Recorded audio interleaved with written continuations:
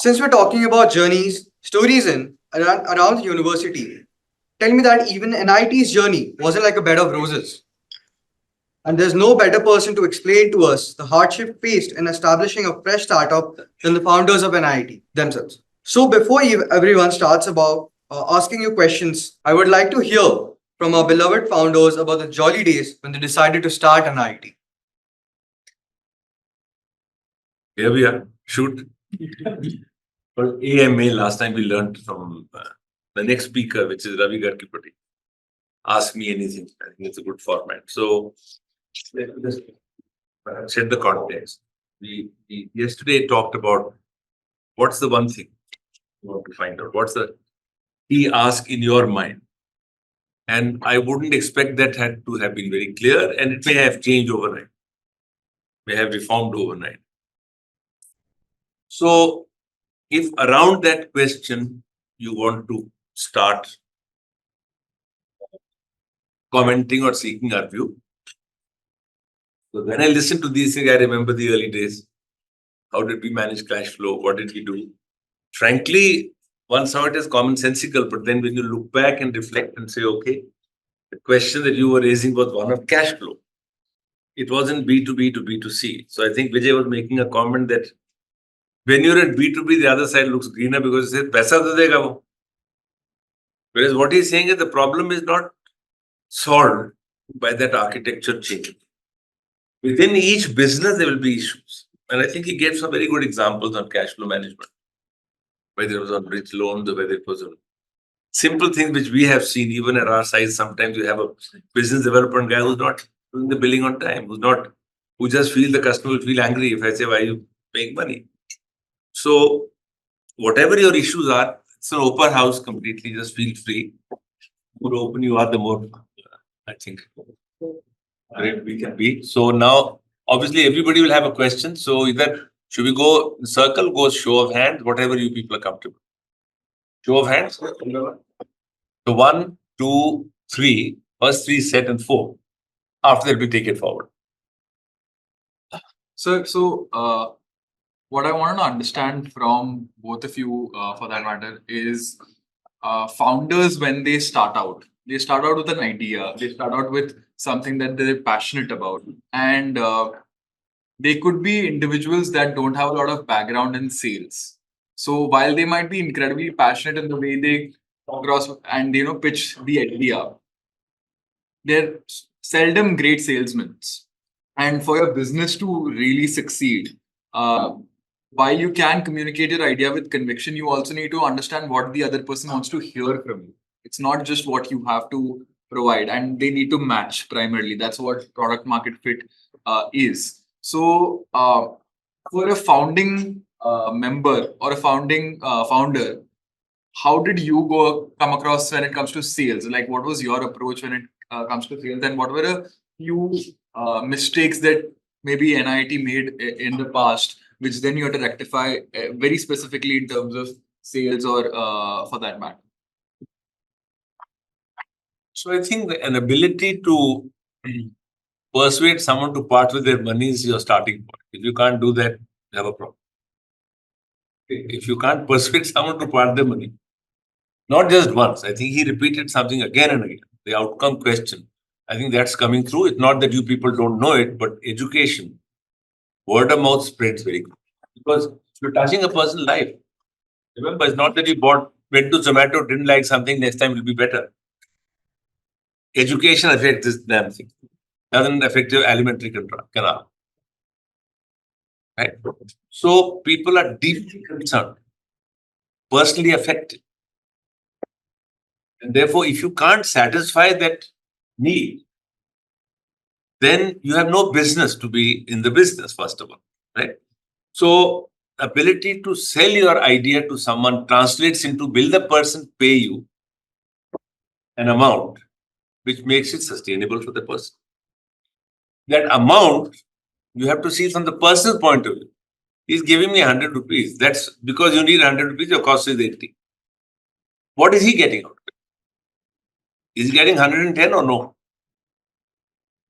In your best judgment, I know you all can't assign that. So in our vision document, which we wrote when we were 3 years old,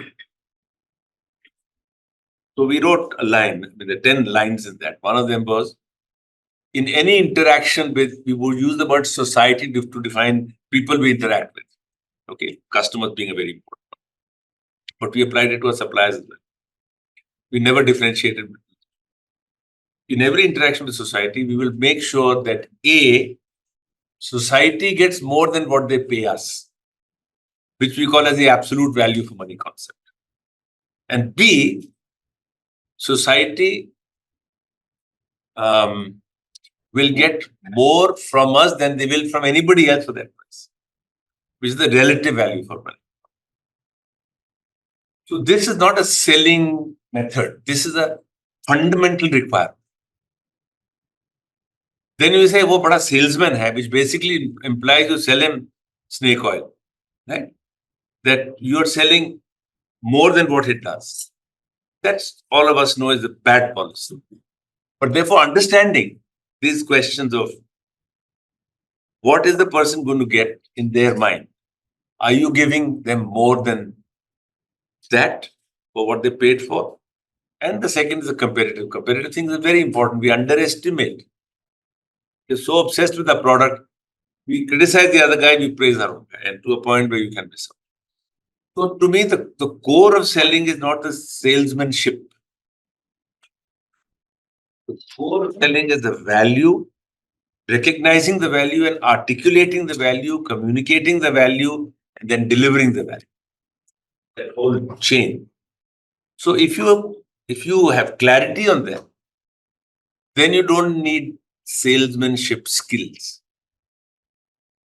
Now it's a different issue that some people like to do it, some don't like to. Now you may have a very good idea. It can translate to value, but you're not the comfortable one to do it again and again and again. Then either a partner has to be there, or you have to get the best guy you can, best guy within course, not the. You made a very relevant question on how do you get expert people. Then you have to add that capability because no founder comes with everything. But the core capability of being able to communicate the value to someone, and in that person's mind, the worth of that value, if they're paying you 10, they should be able to see 11. That is necessary. And that capability to then communicate that is necessary. And that may be you as a founder. It always helps to have founders who can sell well, right? And a strong founder can never let a salesman get better than himself. If he's very technically strong, we've seen some outstanding technically strong founders, strong people. That doesn't necessarily translate into good growth for the company, unless they can have a counterbalance of someone either hired in or as a team member. I don't know if it answers your question. Yeah, it does. If you want to add. Let me give you a slightly different perspective. First, the product that you are selling, you can't put your arms around it and measure it, correct? And the measurements that are used are frankly not valid. How many hours or how many days, right? It's not measured in kilograms. So it is a product around which you can't put your arms. It's not a physical product, correct? Therefore, what is the product? Product is what you are saying it is. What you are saying it is expressed in words which matches with my need equal to a sale. Right?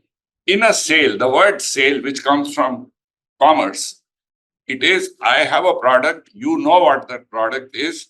You had a choice to buy that product from 10 places. You decided to buy from me. I agreed and gave you a price. I gave you the product. You gave me the money. Job done. Maybe 3-year warranty or 2-year warranty or 1-month warranty. That's it. In this, it's a vapor. It's what you spoke. There are some basic lines and things written. So the sincerity of purpose which you demonstrate to understand my need,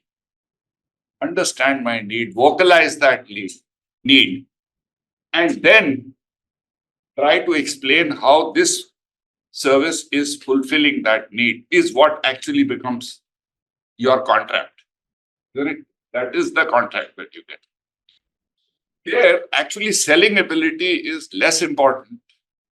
Selling ability is less important or redefined in terms of understanding my need.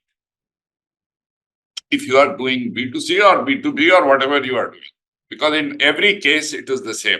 Government tenders say 5-day course, only so much we'll pay you. That is measuring it in kilograms. That's an absolutely wrong approach. You know that will not deliver.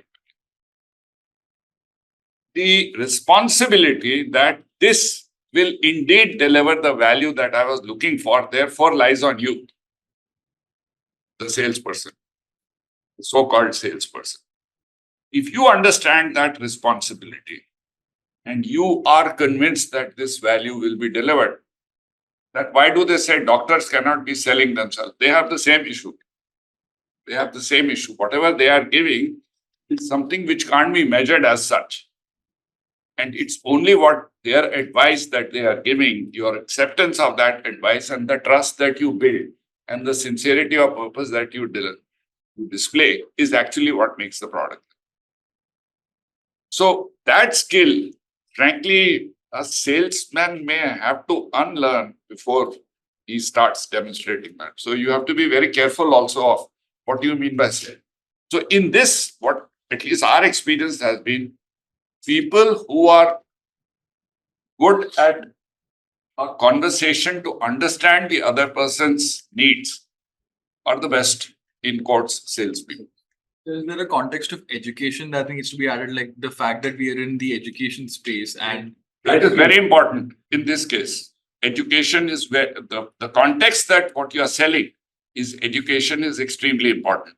And therefore, your conviction that it will deliver the value that you are promising and your credibility is at stake in that, I think is something which needs to be understood. So yesterday we were talking, I think, who was I mentioning about Byju's? We were discussing it, dinner. So Byju's is see it as a terrific opportunity to learn. I mean, that's happened. What's happened is unfortunate for them. The guy himself was an exceptionally good teacher. People have experienced that. He was lecturing on mathematics in the Indira Gandhi Auditorium. He had that charisma and magic as a teacher and transition into something else. Confronted problems for which he was not very well equipped in our view, in everybody's view. But there's a book written by a journalist who was tracking him, who I met at this. This is the book. I don't know if you haven't seen it. Okay, so I mean, his poor fellow is being beaten up like hell, Mr. Baiju, for many things. But that's not the purpose why I'm suggesting that you read this. Because a journalist tracked him. I don't know, he used to work with The Wire, one of the more interesting thing, and he was reporting on him. And then he started finding some difficulties and he would probe him. And the more he pushed him, the more of a pushback he got. So he tracked him and he wrote this book before the last crisis, I think, end of last year. But it's very instructive. It can tell you some things you should not do or you may miss. So, for example, the thing which is there in social media a lot, and I don't know how much it's amplified or suppressed, is they built an army of salesmen. And we discovered there were two of our engineers who went from there and joined, and after 3 months they left because they were getting a very fat salary with huge incentives. And I think somewhere in the communication of what's the business we are in, there were so many layers and there was such little time of the founder to worry about what was being sold, that what was actually being done was that salesmen pretty much found out that parents have an insecurity about their children's future. And they were actually dealing with that emotion as the dominant emotion, right? Because very often the outcome is difficult to measure. I think Vijay is making the point with the kids, and then you can blame the student, they dumb hai, isko kuch kar hi nahi sakte. So you can escape from that as well. Therefore comes the choice of saying, okay, who do you sell to? Who do you not sell to? What are you selling? And so the outcome question, which is saying again and again, I think it has to be really understood in each case. We are selling this to this person. What will they get? If that is understood well, then this whole skill of professional selling is something which can be acquired. There are some born salesmen also, but you have to make sure that you can keep them in check. You have to make sure that your review system, the cadence, and most importantly, the incentive model. Because behaviors are driven by incentive models. Right? So your incentive model shouldn't be distracting the salesperson from your intent of what you're trying to serve to your customer. Because this guy will sell and go, like it's happened. The guy sold. You can't blame any salesman of Byju's. They were given target, they were given a product, they were given pitches, many layers of people in between, everybody driven by massive incentives to the extent that they forgot, what works. The thing was what works, okay. So there are many stories here which are troubling to hear of how an intent can get distorted. Assuming he had good intent, which I'm willing to believe, I've seen that in a couple of other such cases as well. It gets distorted in the way you deploy your policy. The policy deployment process, how did it get translated into metrics and measures and so on. And ultimately, what is the front guy doing? And so we are belaboring this point because I think, remember that in this case, you're dealing with people's lives more often than not. The moral responsibility sits only with you as the founder, nobody else. Everybody else is doing a job. One more element in this so-called, whatever we are calling the product, correct? The value can only be derived if the person consumes the product the way you would have wanted him to consume. No other situation it happens that. And you cannot say, you did not learn, you did not attend the class, now what should I do? My job is over. What you have to remember is, it's not the money that you took which is at stake. It is that time of that individual which you took away, which will never come back. Never come back. That's water under the bridge. So your ability to see whether I'll be able to add value has to include three components. Number one, does it fulfill the need that he has? Number two, does he have, I'm using he as a placeholder, right? Does he have the necessary ingredients for him to receive the value that I'm going to deliver? Right? Does he have the inclination to go through the process with me?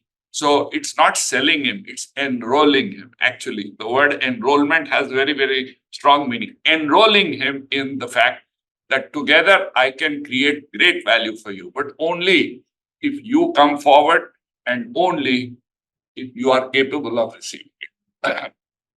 Just a quick follow-up question. So, of course, I mean, if you misrepresent and if you do not deliver what you promise and what you take money, of course, that's bad and wrong.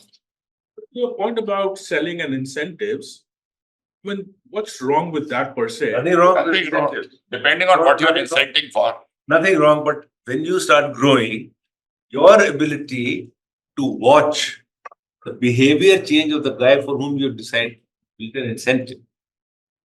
I'm quite sure that Baiju doesn't want his salesman to go scare the wits out of a poor woman.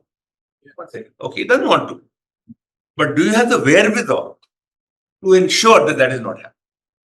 That is where your mission, your values, your management capability, your training, your feedback loops, listening, this question of listening, blunt listening. So in his case, I wouldn't say the guy was telling them to scare the wits out of that poor man who sold his house. No one would do that. But just that the policy deployment. So incentives. In fact, ICICI, he was talking about ICICI. The new CEO just stopped incentives. Said no individual incentives, team incentives. Team at least is a counter check. So I'm not saying that's a solution for everybody. That takes a huge. I talked to him about how it took. He said it took me 1 year to prepare the organization to even think of the idea, accept the idea. Right? But and we are not. We have incentives in our system. Absolutely, we have. But each instrument that you use for improving sales, starting what's the communication promise you to make? That's the first thing. That's the first thing which you say that you will have to tell your ad agency. This is my promise. Don't delegate it to some marketing manager who will come and go and leave behind the liabilities on your head. Founders, it's not just the moral responsibility. Let me tell you. The fiduciary responsibility, the legal responsibility, all those ghosts will come onto your table. Private equity will come and go. Just a quick follow-up question again. So what they were really selling is parents' insecurity. Not selling. They were selling, but they were pandering to that. pandering. They were pandering to that. But I would say that's exactly what a luxury car company does. They pander to your ego. That's exactly what a Gucci does. They pander to your, hey, you are rich. Yeah. So, I mean, that's what a lot of products pander to. I mean, even though I'm saying it's your ego. Yeah. So therefore, By the way, that's the guy who sell cancer drugs also too. But there's a difference between selling a Gucci bag and a cancer drug to somebody who does not need one. You have to make up your mind on what that. So how does that? I want to tell you one more thing, which is important. You have an incentive, but you build checks and controls. So I will give you a check and control, which is very easy. To you, if I'm saying I'm a human being and I am the salesperson, I have a desire to excel. I can see my incentive, I can see my promotion, I can see my life ahead of me, and you come in front of me. To me, you look like a perfect candidate. You should be only doing this and nothing else. Because what is overriding my desire to be fair to you is those things which are beautifully shown there, right? How do I create that check and balance? So one way of which we learned check and balance is that the responsibility that I have, I can go ahead and say whatever I want to say to you, though I'll put checks and controls and I will record the conversations, I'll do all that fine. But despite that, there are ways by which you can overcome that. But when I admit you, finally, that will not be done by me. I cannot do that. That will be done by somebody who is authorized and who's targeted and tasked with delivering that value. So that guy will automatically put a check and control saying, no, I can't get this guy ready. He is not even willing to come to the class. He is not willing to do that. So then you build a check and control. The quality. So those are some things which you learn. An example comes to mind many years ago when we had a large franchise. And we used to handpick some people who had done exceptionally well. And we used to have a chairman's quality council, 10, 15 people every year. We would select. They would work with me. We had a president's council. And they would talk about their case example. So this particular person had done exceptionally well somewhere in Kerala, at the center. And so when he was called into the council, everybody has to present their story. Out of all your metrics are number one among a few hundred business partners. He wasn't the biggest, but so people told him, now tell us. So he said, well, what do I say? I just do my day's job. He said, yeah, but you do your day's job in a certain way. So he found it very difficult to do an abstraction of what he was doing. So people said, okay, tell us. How do you deal with complaints? You have a complaint box. We started. He says, no, I don't have a complaint box. People come to me if they have a problem. Now, they would come if he was asking them to come. Otherwise, say, "Maan dalo, kal dekhenge." Then people said, how do you get, little palghat word spreads around. How do you make sure that you are fulfilling? How do you do enrollments? He says, well, students come I will talk to them. Our counselors, whoever will talk to them. But he says, after they've sent this guy is okay, I will tell the student, call your parents. They sit in the room with me. I tell them this guy has to do 4 hours of work every day. Will you take responsibility? He'll tell the mother, he'll tell the father. So he would make sure that we were talking about structure yesterday, right? He would make sure the structure of what that person has to do to get value from us is constructed. That none of our people, well, some were doing, some were not doing. But that was the best practice, which is not in our manuals. He had learned, and that was an innate method. So in our franchise model, we never called them franchise. We called them business partners. They were owners of the business. So the whole idea which we had was if you build a layer of managers, then the last manager is like a salesman of choice. Incentive. So in the market, the person who's sitting there has to realize that my reputation in the market is covered. For partners, built a great reputation. We took a lot of time selecting. But some of these questions we are discussing, I think, were very central to the process of discussion. So, to me, if you have a mindset you're selling a Gucci bag to a person and you bring him to educate, you're in for trouble. Very simple. Because a person who can afford a Gucci bag has a huge amount of disposable income. And whether they take out the Gucci bag or not is only an ego feeding. Someone who's coming to your centers to learn, look at the most challenged section of the community and figure out what they have to do. So to me, biggest sin that's going on is the wrong word, sorry to use it. It's desperate business where less than 1% of people who pay the money get what they want. How do you ever explain it? In our jargon, we cannot see that as a business where you can sleep at night and see, no, 50-60% of the people have sold some property in the house. To get what? Nothing. That's a choice we make. Okay, I'm not sitting here on judgment to say people make the choice to do something. But if you want a long, sustainable business where you can sleep at the end of the day, your customers can sleep at the end of the day, and people talk well of you. If that is your construct, then you have to see this business very differently. It's not like Zomato, it's not like selling tomatoes, it's not like selling something else. Because tomato goes through your stomach and goes out. If it at first your stomach is a fantastic machine. It takes all kind of crap until you stay alive. Manages that. Brain is not like that. So you're taking responsibility for people's minds. And they live their life off that mind. So I think there is this very important dimension to this. It's very difficult to understand the need. Quite difficult to. It's a very tough business. Very tough business. All of you know that. It translates into CAC is too high. It translates into that. But the real question, to your point, on how do you sell? What is the beneficiary's view of what they are getting when they come in and pay the money? If you tell a guy, parent paying to the quota student that you have a 0.8% chance, they sell their home.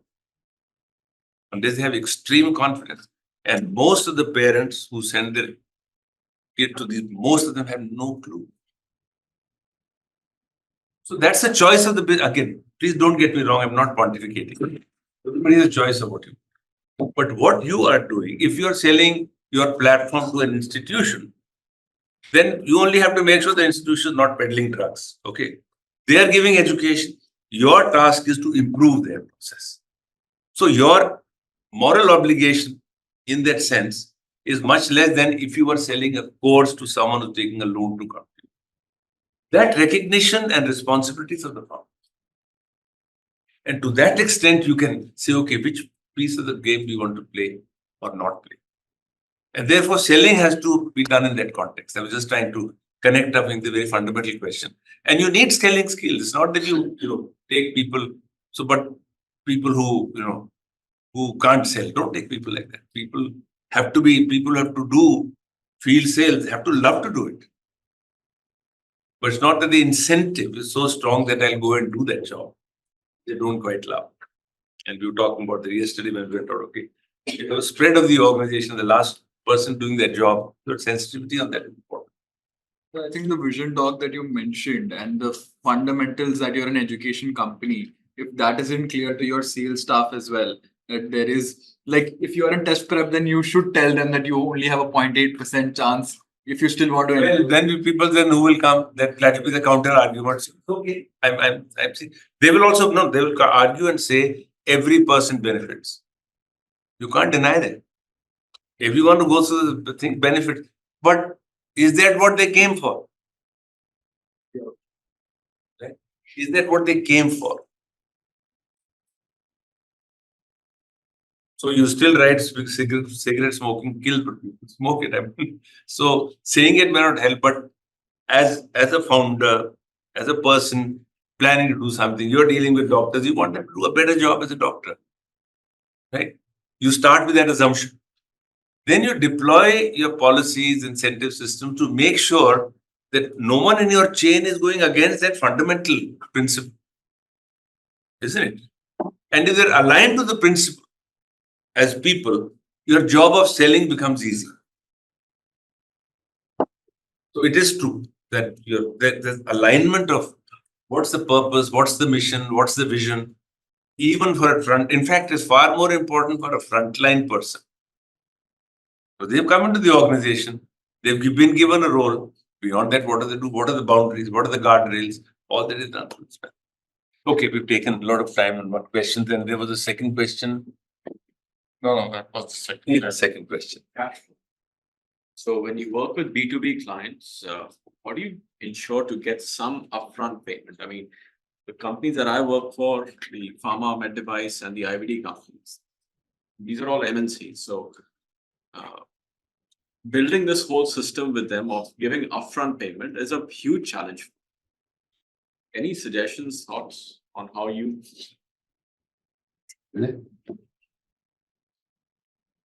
Sure. So there is no magic bullet, unfortunately.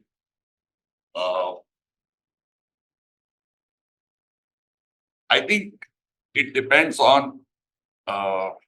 So there are two. I'm just going back to basics. There are only two reasons why the guy does not want to pay you.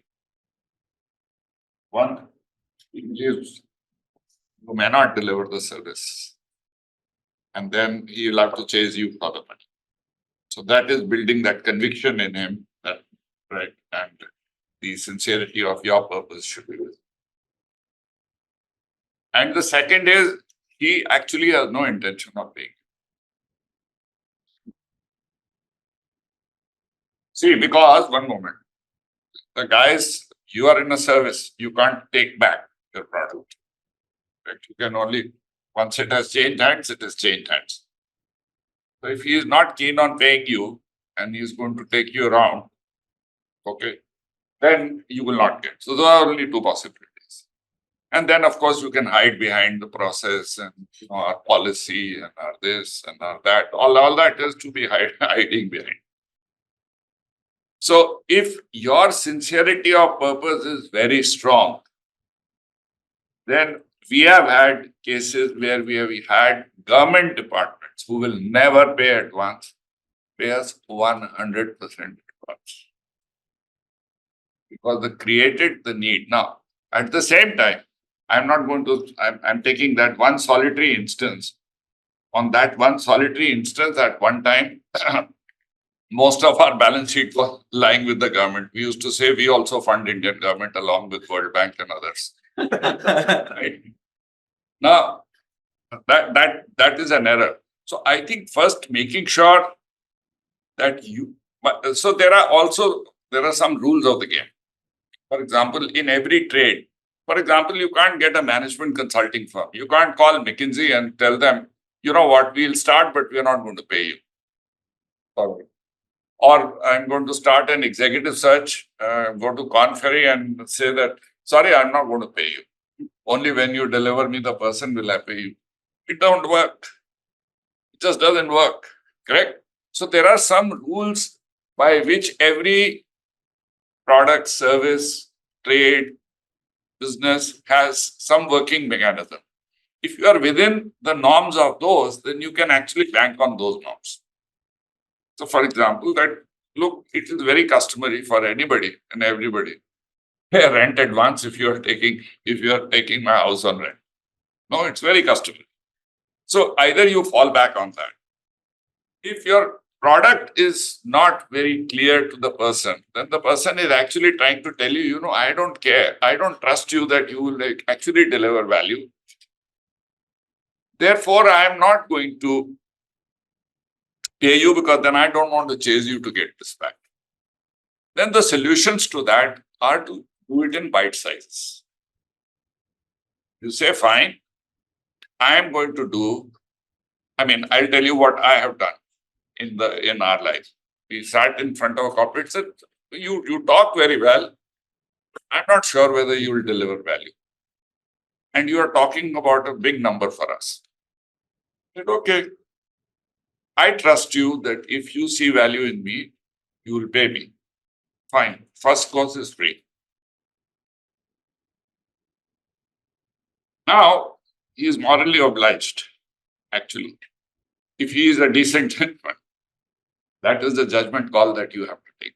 So those have been done, doing bite-sized small things, for which you say, okay, you pay me after. But after that, once I do this, then you will get into, because I have a cash flow need. And by the way, otherwise this is going to build in my pricing. Or you put some incentive in terms of saying, if you pay me in this way, then I'll charge you this, otherwise I'll not charge you that. I'll not advise you that because you'll end up getting the lower price and not getting a payment.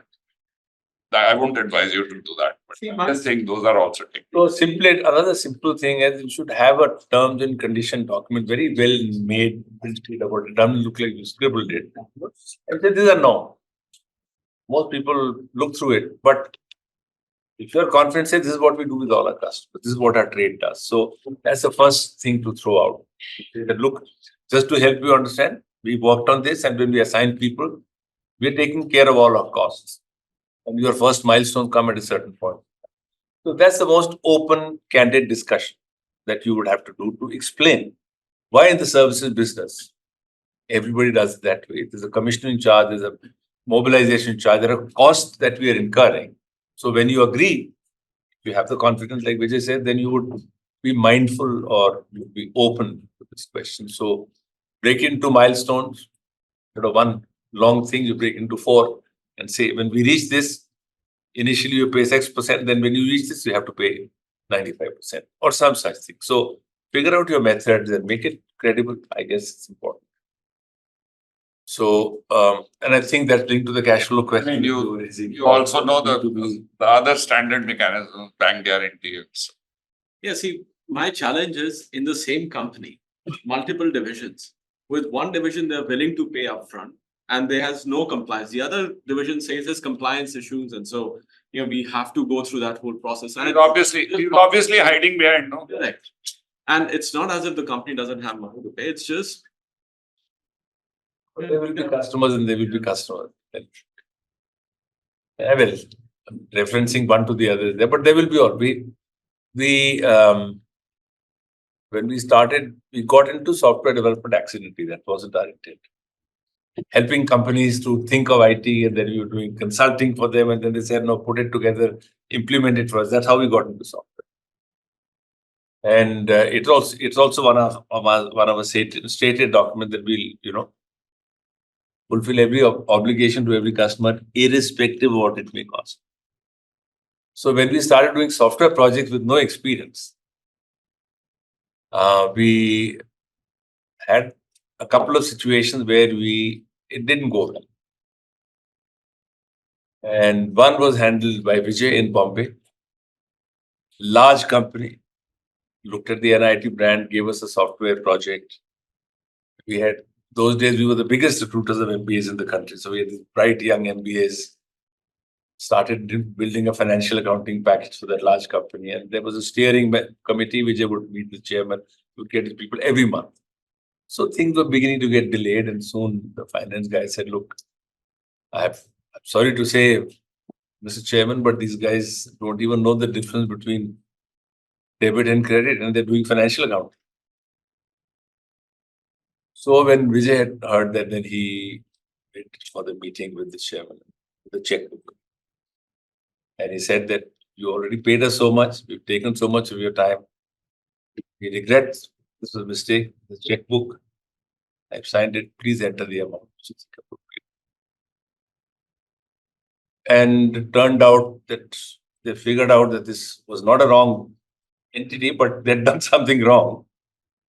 They became a customer for life. But there was a similar situation in Bangalore of a smaller company, transformers or something. Our guys were saying the damn system is working, but they were telling our guys it's not okay. And they took the check, they encashed the check, and they used the system. That also happens. But that was an exception. That was an exception. So you'll encounter these kind of situations, but gradually, once you're in the rhythm, you will also be selective. Then many people know what customers to go to, what market word spreads quite fast. So you have to be discreet. You have to bet your. So in fact, on cash flow, the question we're coming, we have last, I think 2 years ago, the system that we were using in the US for them to pay early. Can you explain that? I think that was an innovation. Yeah, but that, It's in again, US. you have to build a lot of trust before, and that is using the supplier's credit line. I mean, your buyer's credit line. Customers has a credit line. So for example, if you are dealing with Boeing, right, Boeing has a credit line with the bank. What you are supplying to Boeing, for you, it's hell of a lot. But for Boeing, it's a very small thing. So they have something called a supplier's credit line. It means they use a credit line to fund their receivables, let's say, and they also use a credit line to pay for the supplier's bills. And therefore, the supplier gets the money immediately, though Boeing will have to pay because Boeing's money was stuck with US government, right? So those are known as suppliers. So you will give them a 2% off, which in their interest terms is a hell of a lot. In our interest terms, it's not even a week's credit. So in this case, you were getting payments ahead of time by just that minor thing. But that was something which was thought through to say, they have a process, we have a trusted relationship. They are willing to give us through their banks a credit if we give them X% off, which was for us made a big difference. To them, actually, it was more than the interest cost. No, but to them, it made a big difference because unless their guys were skilled appropriately, they were not able to fulfill their commitments and they were under a scanner themselves. Once we knew that there is a possibility called supplier's credit line, then we started going to most of our customers and say, look, if you use supplier's credit, and by the supplier's credit line gives you guaranteed payment. Immediately on the spot, you get it. Okay. And you just have to pay for those 45 days interest after that. Nothing. Whatever is your credit period you have agreed. So I think there are mechanisms of doing that. And your banker is a very important friend. They have methods to do credit for you, for your receivables, for your various things. So there are bank and banking arrangements where they fund your cash flow, predictable cash flows based on the certainty of those cash flows. Now with NBFCs, all those other issues, now you can actually go for just about any. It's only that cost of credit really becomes a very important. There are many bill discounting companies which have come up. Yeah. They're very expensive. Okay, so then we go to, I think, third was your question. So my question is very simple, and your journey is very remarkable in one sense that when you started in 1980, 81, that time all professionals who have been coming out from college, they were all looking for jobs. And I don't think people are looking to do business. So my question to you is, what exactly in your mind, why did you decide that you need to put up a business and you need to put an institution and not go for a business? So that's question one. And why I'm asking you this question is, can we derive any conclusions, any clues or anything from here, which we can use it to now when we meet students, and Abhishek and I travel to various campuses, meet thousands of students, to tell them that in a class of, let's say, 50, only 1 or 2 are going for entrepreneurship. can 5 or 7 can go? And is there any way we can prompt that in their mind, or is there anything which we can? Modi is doing it for you, yeah. 1 lakh startups going on pushing. So the country is pushing Yeah. very, very intensely. I mean, I think in the IITs 10 years ago, when I used to go and meet, no one was talking of startup. Now every young fellow, whether he's okay or not for it, in better institutions, people are thinking of it, and even tier 2 things. So I don't think we need to push that idea. But all of you who are sitting in this room are sitting here because you pretty much made a choice that. But you may review and say this is not okay, because I did mention that the EdTech fever has caused many more people to come in, but most of you are pre the madness of COVID, but post the fever starting, should we say. And it's true of any business. People get into businesses, and we've been asked this question, that why did you stay so long? Why did you get into the business? And it took a long time for me and for Vijay to get to the core of it. Even why do you sell your software business, such a profitable business? And we could only say it in a simple term, that it gives us joy to see people grow. That's the core. Just gives us joy. No, that is not a management term. It's not a measurable factor. But all of us migrate towards things we like to do. And so when EdTech fever happened, not everybody who got in EdTech had an interest in this line. It was just very promising, huge demand, money pouring in, markets look limitless. So this happens in many businesses from time to time, and people who jump in will jump in because it looks like an attractive business. Nothing wrong with that. All of us are driven by rational thinking.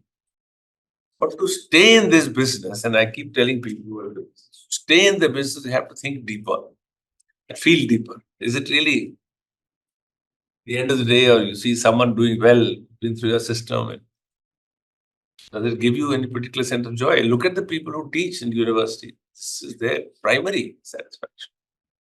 Many of them could get better jobs. So being in education can be a source of joy, but it's a sense of responsibility always, depending on what you're serving, what value chain. If you're dealing with the end customer, or you're responsible for the outcome of the end customer, then it has to also resonate. So that's what I would say. I think the need was there at our time. We of course also saw the talent gap, like people have seen this time. The people jump in, then some people say, too much headache, let's do something else. Some people who love that profession.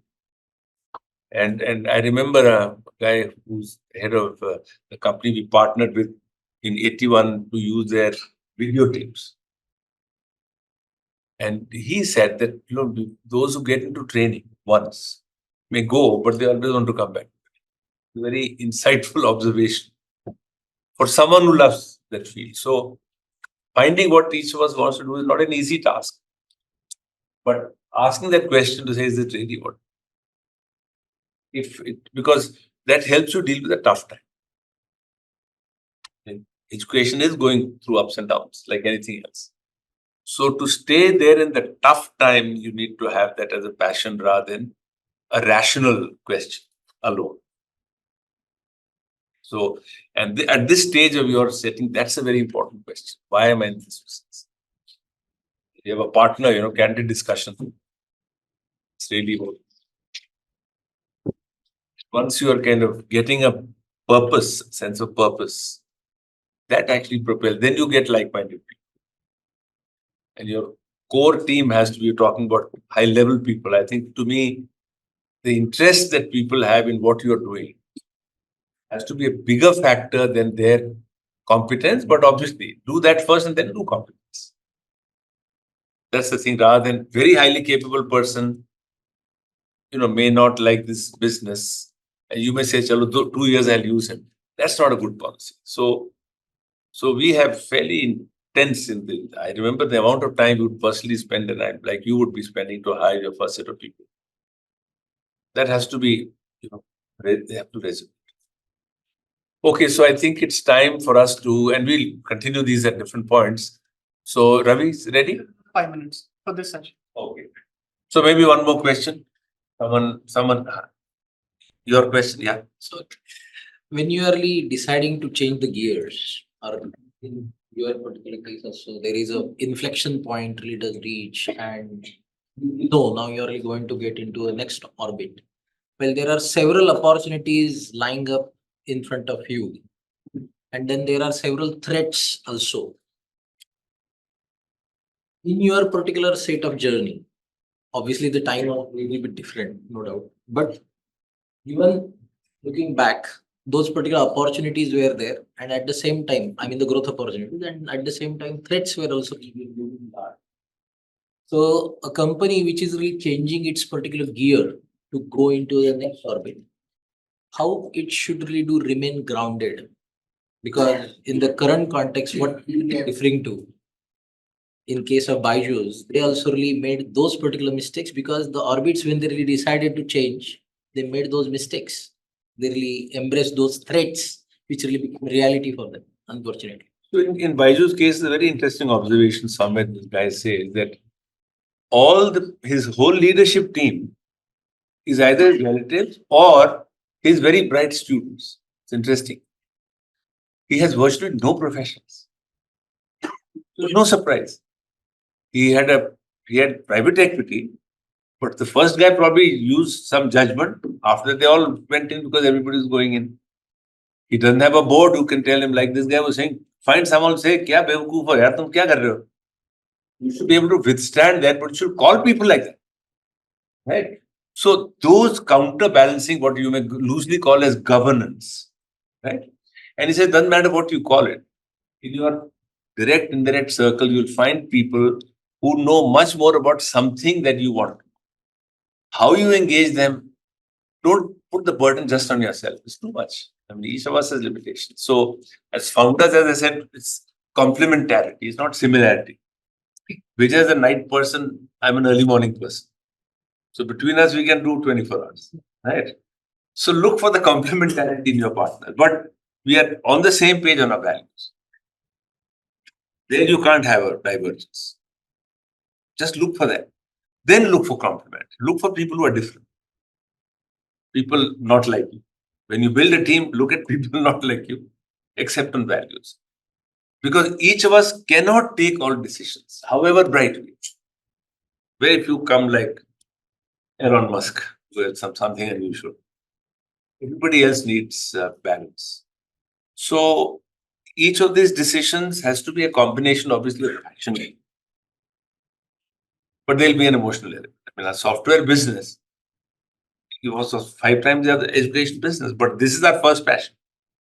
So we said we'll exit that and then use the money to so it's a strategic action to say there's an international business which is growing at a certain pace, which has a terrific product market fit, and our board members, Ravi, will be talking about that. We'll talk about that.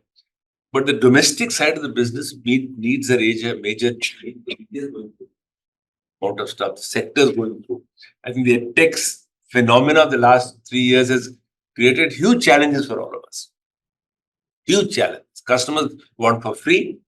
Government thinks you're thieves. All of those problems are there. We have to cope with them.